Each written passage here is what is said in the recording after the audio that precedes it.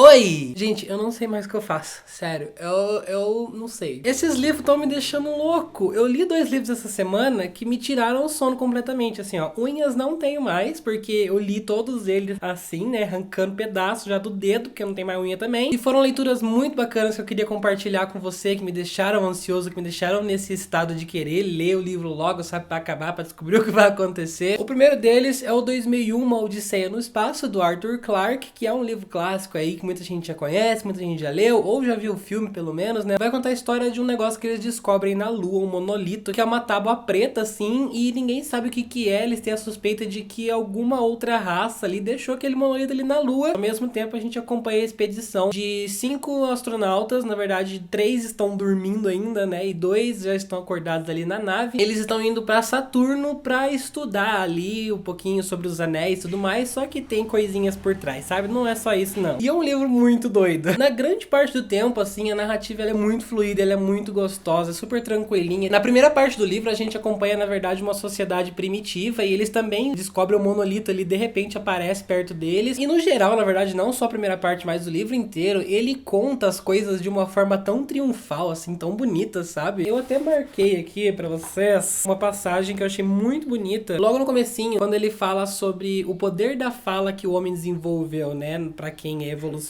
aí. No caso, eu não sou, mas tudo bem. Ele fala assim: em algum ponto, nos séculos sombrios que se passaram antes, tinham inventado a mais essencial ferramenta de todas, embora não pudesse vê-la nem tocá-la. Eles tinham aprendido a falar, e assim obtiveram sua primeira grande vitória contra o tempo. Agora, o conhecimento de uma geração podia ser transmitido para a seguinte, de forma que cada geração poderia tirar proveito das gerações anteriores. Eu achei um detalhinho tão bonitinho assim, sabe? E eu fiquei encantadinho com essa logo com esse começo aqui do livro. E tipo assim, sabe quando o autor ele usa uns fraseamentos meio simples assim, mas você fica simplesmente contemplando. Na segunda parte, então, a gente já vai acompanhar essa descoberta do monolito na Lua, e na terceira parte a gente começa a ver um pouquinho dessa expedição pra Saturno. Ao meu ver, assim, tipo, quando eu comecei a ler essa terceira parte, eu não tava vendo propósito nisso, eu não tava entendendo o porquê, a gente tava acompanhando ali uma coisa que caiu um pouquinho o ritmo, sabe? O ritmo da primeira e segunda parte estavam bem melhores, mas depois a gente vai entendendo, as peças vão se encaixando, e daí você começa a aproveitar um pouquinho mais. Nessa segunda parte foi uma das minhas favoritas, porque ele fala um pouquinho sobre a tecnologia, né? Como ela tá hoje, fala sobre como a Terra já não tá aguentando mais, tem muita gente pra pouca comida, e sobre guerras que estão acontecendo com doenças que foram inventadas pelo ser humano, sabe? Doenças sintéticas. E a tecnologia deles aqui, a forma como o Arthur Clarke descreve, é muito intrigante, é muito fascinante, e é muito simples, tipo, não tem nada muito exacerbado, sabe? Ele é basicamente a nossa tecnologia atual, um pouquinho a mais, só alguns detalhinhos a mais. É um alívio, na verdade, ler isso de vez em quando. Sobre os personagens, assim, um pouco que aparecia de cada um, eu já gostava muito deles, já era muito cativado. Esse mistério do monolito, que a gente fica intrigado pra saber se ele traz realmente evolução, se ele vem de uma sociedade antiga e tudo mais, deixa a gente muito, muito curioso, pelo menos eu fiquei, né? E na terceira parte que eles estão nessa nave indo pra Saturno, gente, foi a parte, assim, que eu comecei a roeção de unha, viu? Porque ele começa a ficar um negócio meio sombrio, assim, começa a dar umas coisas erradas, mas de um jeito muito tenso, que eu fui perceber que eu estava com um cagaço. Sabe quando, tipo, os equipamentos começam a dar problema, mas é um problema meio fora do normal, ninguém consegue explicar? Será que é algum alienígena que tá fazendo isso? Uma das coisas que me incomodou um pouquinho nesse livro aqui foi que tem momentos, poucos momentos, na verdade, assim, que ele fica explicando um pouquinho essa parte mais científica, então é meio boring, sabe? Porque ele fica lá falando e falando, só que compensa pelos momentos que você realmente fica muito tenso e você fica desesperado. Um ponto engraçado desse livro é que ele passa muito bem essa mensagem de que a tecnologia não tá mais servindo ao ser humano, sabe? O ser humano virou escravo e tá servindo a tecnologia. Se você já leu, se você já assistiu o filme, você sabe que o final é um negócio muito bizarro. Eu fiquei um pouquinho decepcionado, talvez, porque eu esperava outra coisa ali, né? Eu esperava uma coisa mais conclusiva. Ele é mais abstrato, mais artístico, mais filosófico. Ele é bem filosófico, na verdade, sabe? Você tem que ler pensando que no final você tem que quebrar a cabeça pra entender essa grande mensagem que o livro traz. Eu fiquei meio chocado até, porque do nada ele começou essa coisa meio estranha, assim. E assim, no final é uma mensagem mais voltada pro niilismo, né? Que é basicamente um pensamento mais ceticista em relação às crenças. Então é um pensamento que diz que todas as crenças que a gente tem sobre o universo, sobre as coisas, são todas sem fundamento, sabe? O universo ele é gigantesco, a gente não é nada, não tem sentido na existência, pode parar de procurar, aceita que dói menos. É um livro também que dá de entender muito sobre essa coisa de transcender o físico, né? A gente expandir do físico nosso, da nossa simples carcaça, pra uma coisa muito maior. Nós somos o universo. Então assim, né? Sabe? Já deu pra entender, né?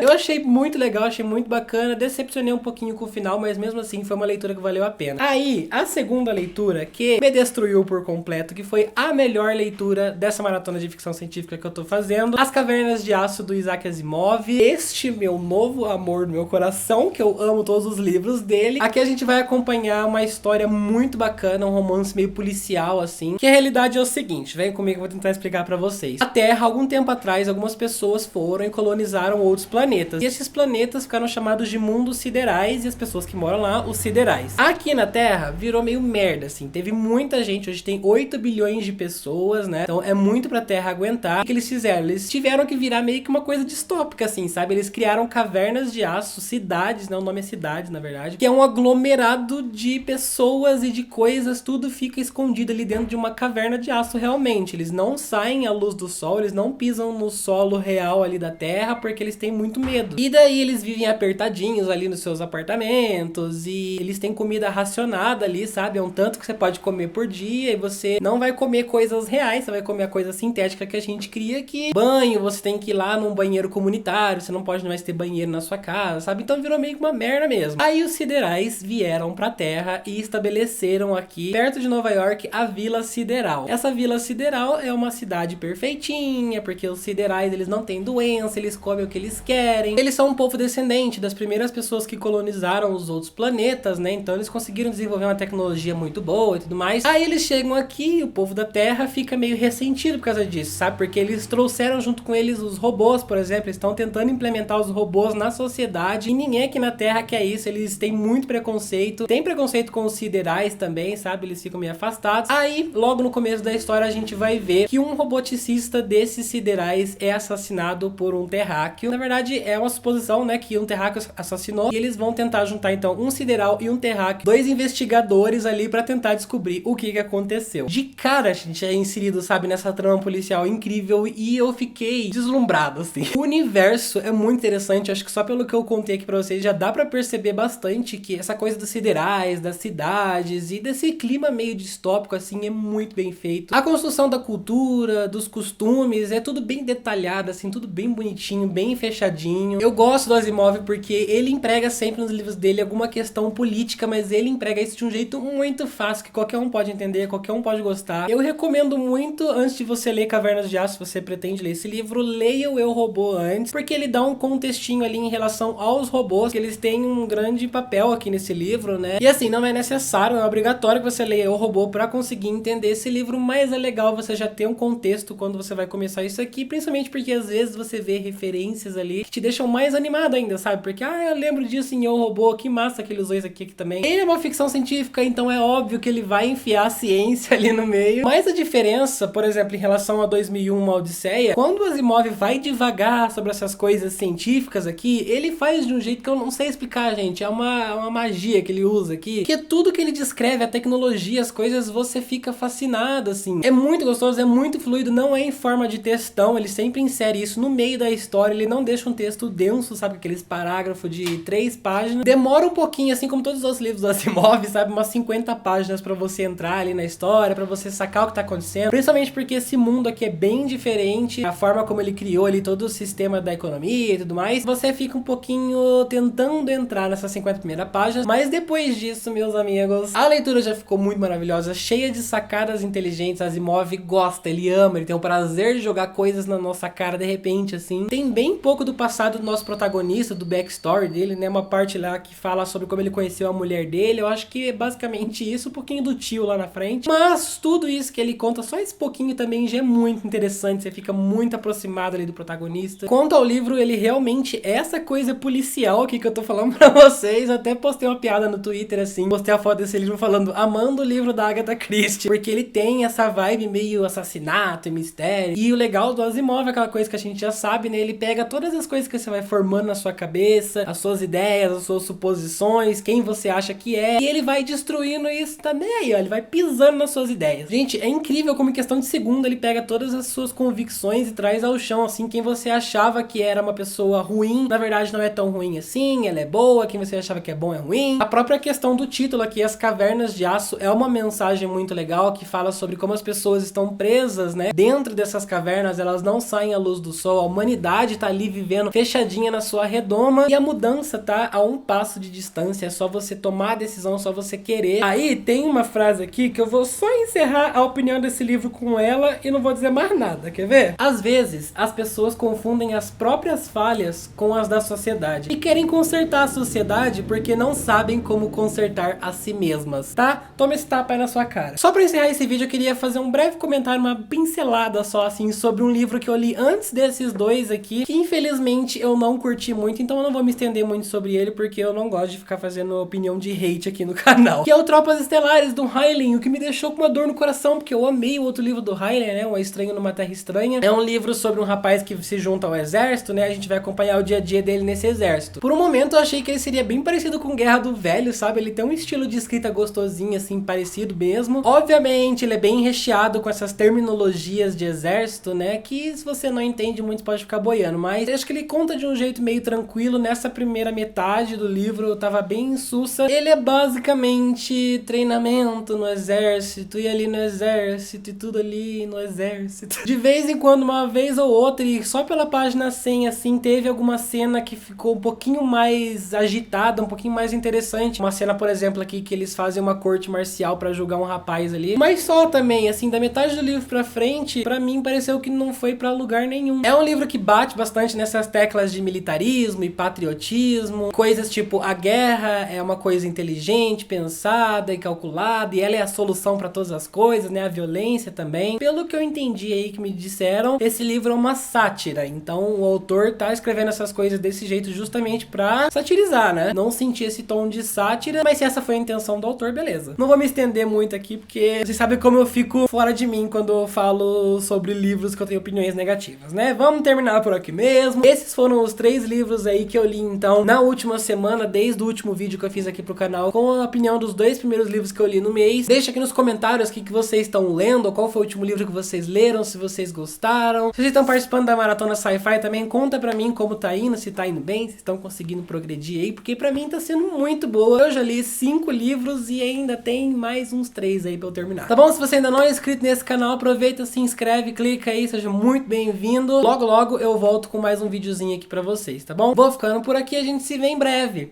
Um grande beijo pra vocês e tchau!